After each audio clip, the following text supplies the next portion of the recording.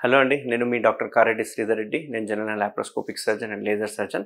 నేను treatment range హాస్పిటల్‌లో కన్సల్టెంట్‌గా work చేస్తున్నాను. ఈరోజు ఒక complicated grade 4 complex fistula surgery చేయడం జరిగింది. జస్ట్ దాని గురించి మీకు ఒకసారి బ్రీఫ్ చేద్దామని అనిపించింది.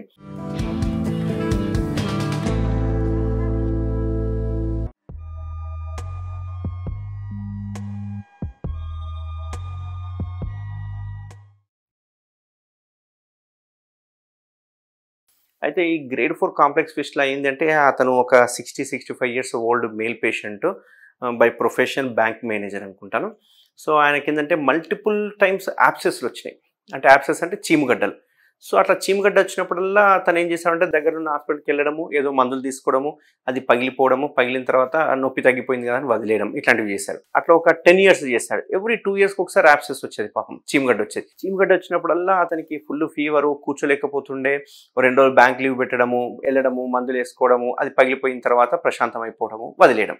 ఆ పగిలిపోయిన చోటల్లా ఓ చిన్న పులిపిరి లాంటిది అట్లే ఉండిపోయి బెత్తమంతా మిగిలిపోయి అందులో నుంచి చీమ రావడము, అది నెగ్లెక్ట్ చేస్తూ వచ్చారు. కొన్ని రోజుల తర్వాత 2-3 చోట్ల యాబ్సెస్ ఫామ్ అవ్వడం స్టార్ట్ అయింది.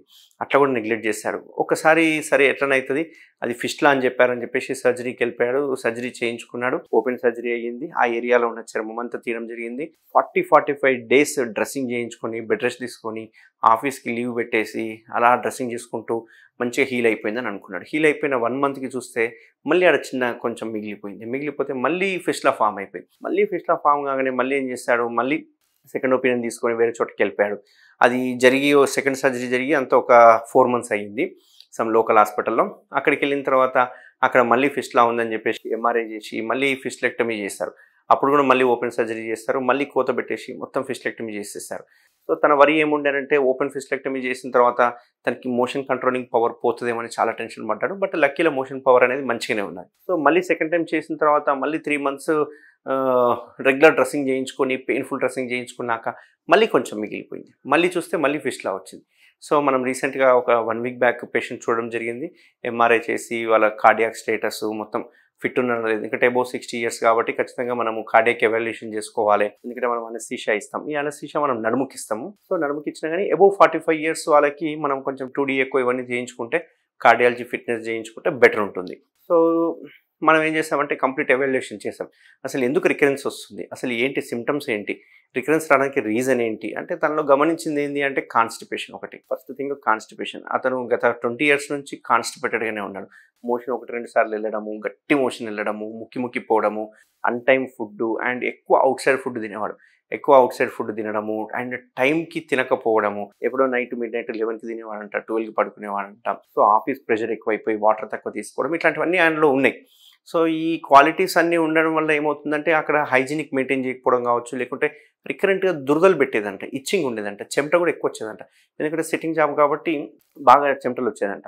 సో ఇట్లా అన్‌హైజీనిక్‌గా ఉండడం ఇవన్నీ చేసిన తర్వాత ఏమైందంటే అక్కడ ఫిస్టులాలు ఫామ్ అయిపోయినాయి. మల్టిపుల్ ఫిస్టులాలు ఫామ్ అయిపోయినాయి. మల్టిపుల్ ఓపెనింగ్స్ ఉండి అన్ని కలిసి ఒకటే దగ్గర ఓపెన్ అయ్యింది. ఆ ఒకటి ఓపెన్ అయింది కొంచెం లోపల ఒక యానల్ కెనాల్ నుంచి 4-5 సెంటీమీటర్ లోపల ఓపెన్ అయ్యింది. అండ్ అది కూడా కర్వీలీనియర్ ఫిస్టులా అంటాం. అంటే ఓపెనింగ్, ఎక్స్టర్నల్ ఓపెనింగ్ ఒక దగ్గర ఉంది, రౌండ్గా తిరిగి ఇంకొక దగ్గర ఇంటర్నల్ ఓపెనింగ్ ఉంది. సో ఒక కర్వీలీనియర్ ఫిస్టులా అనేది ఫామ్ అయిపోయింది.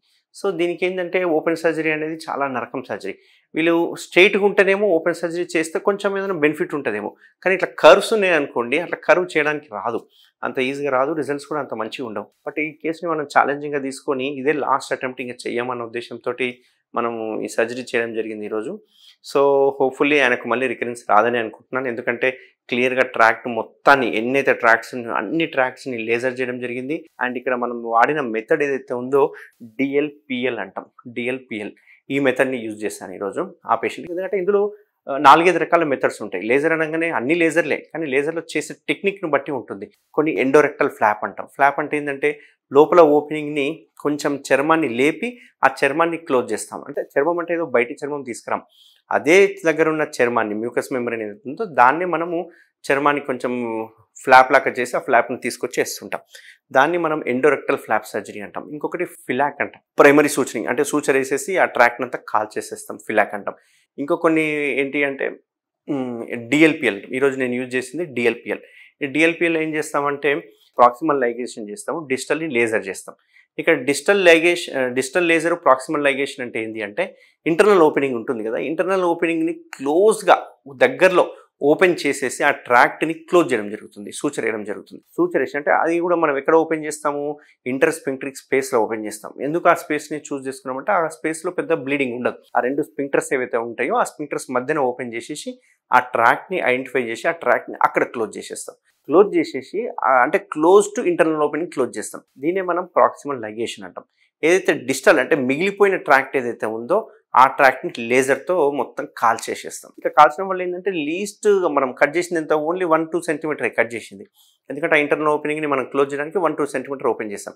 ఆ ఓపెనింగ్ని మనము ఇమీడియట్గా క్లోజ్ అయినా చేయొచ్చు, అలాగే ఓపెన్ పెట్టిన వితిన్ 1 వీక్లో హీల్ అయిపోతుంది. సో ఇప్పుడు ఈ పేషెంట్కి మనము నాకు తెలిసినంత వరకు 90-95% మళ్ళీ వచ్చే అవకాశం ఉండదు. సో ఈ టైం 100% సక్సెస్ అవుతుందని ఆశిస్తున్నాం. సో పేషెంట్ ఒక 1 వీక్ 2 వీక్స్ వచ్చాక నేను కావాలంటే డయాగ్రామ్స్ షేర్ చేస్తాను. అండ్ పేషెంట్ టెస్టిమోనియల్ కూడా రిక్వెస్ట్ చేశాను. చూద్దాం, ఒకవేళ టెస్టిమోనియల్ ఇస్తే కూడా నేను మీకు షేర్ చేస్తాను. సో ఇట్లా కాంప్లెక్స్ ఫిస్టులాస్ ఉంటే, ఈ ఓపెన్ సర్జరీస్ అయిపోయి కాంప్లెక్స్ ఉంటే కనుక తప్పకుండా నేను కన్సల్ట్ అవ్వండి. దీనికి మనము ఖాళీ లేజర్తో చేయడం వల్ల, ఇప్పుడు చూడండి ఆ పేషెంట్ 30 days 40 days లీవ్ పెట్టి డ్యూటీకి వెళ్ళకుండా ఇంట్లో ఉండాలంటే చాలా ఇబ్బంది. అంతేకాకుండా ఒక డిప్రెషన్ స్టేజ్లోకి వెళ్ళిపోయాడు. ఎందుకంటే ప్రతిసారి సర్జరీ చేసినప్పుడల్లా పెయిన్ఫుల్ డ్రెస్సింగ్స్ ఉండేవి. ఎందుకంటే లోపలికి గాజ్ పీస్ పెట్టి తీయాలి. అది చెప్పడం ఈజీ, కానీ చేయించుకున్న వాళ్ళకి ఏంటంటే అది ఒక నరకంలా కనిపిస్తుంటుంది. సో అట్లాంటిది లేకుండా ఇవాళ ఎటువంటి కోతలు లేకుండా ఖాళీ లేజర్ తోటే మనం ఫిస్టులాని క్లోజ్ చేయడం జరిగింది. సో ఇది కనుక సక్సెస్ అయిందంటే పేషెంట్ హ్యాపీగా ఫీల్ అవుతాడు. అండ్ రికరెన్స్ రాకుండా తనకి నేను కౌన్సిలింగ్ ఇచ్చాను ఒక 20 minutes. ఎందుకంటే ఎలాంటి ఫుడ్ తీసుకోవాలి, ఎలాంటి హ్యాబిట్స్ మార్చుకోవాలి, ఏరియేటెడ్ డ్రింక్స్ ఎందుకు బంద్ చేయాలి, ఇట్లాంటివన్నీ మనము బ్రీఫ్గా ఎక్స్ప్లెయిన్ చేయడం జరిగింది. సో తన వైఫ్ కూడా ఎక్స్ప్లెయిన్ చేయడం జరిగింది. సో కొంచెం ఫుడ్ హ్యాబిట్స్ మార్చుకొని మోషన్ ఫ్రీగా ఉండేటట్టు ఉంటే కనుక ఫ్యూచర్లో మళ్ళీ పెరియానల్ యాబ్సెస్ రాకుండా మనం క్యూర్ చేయొచ్చు. సో ఎవరికైనా ఫిస్టులాస్ ఉంటే ఎవరు భయపడాల్సిన అవసరం లేదు. ట్రీట్మెంట్ రేంజ్ హాస్పిటల్లో అవైలబుల్గా ఉంటాను. ఒకవేళ మనం ఫిస్టులాస్ ఉంటే కనుక దానికి ఎంఆర్ఐ కానీ కన్సర్న్ స్కానింగ్స్ కానీ చేసుకొని అది ఏ టైప్ ఆఫ్ ఫిస్టులా ఏ గ్రేడ్లో ఉందని చూసుకొని దానికి ఒక 4-5 రకాల మెథడ్స్ ఉంటాయి. ఏ మెథడ్ చూస్ చేసుకోవాలనేది మనం చూసుకోవచ్చు. Thank you very much.